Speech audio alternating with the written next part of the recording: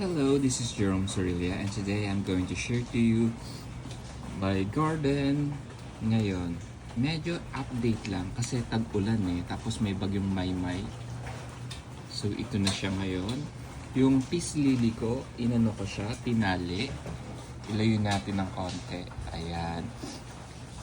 Itinali ko siya para mas maayos tingnan. Ito naman, napanalunan ko to sa aking pagpunta sa Luneta. Yung bunot-bunot.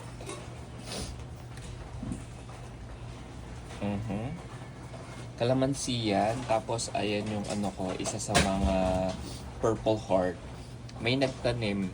Ewan ko kung anong klaseng tanim yan. And then, ito naman yung aking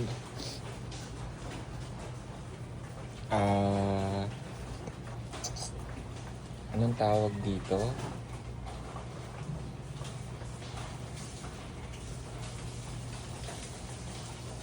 Monstera, ayun. Dati 3 pirasong dahon lang yan. Ngayon ang laki na, 'di ba?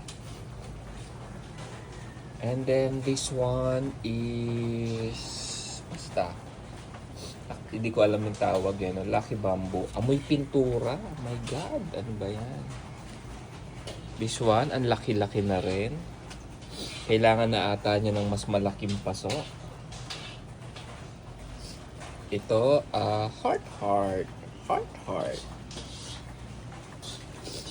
Then, this one is maganda tingnan dati to Kaya lang siguro wala siyang masyado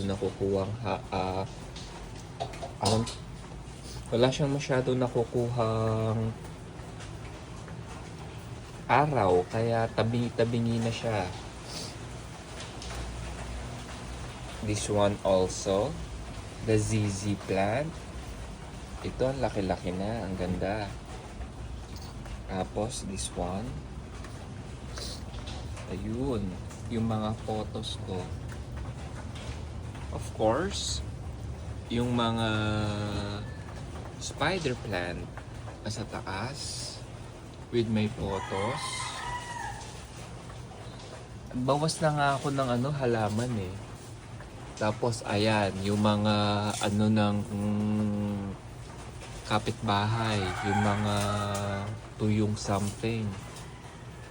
Binabali kasi nila at saka binababa papunta sa amin. Pero okay lang para may shade.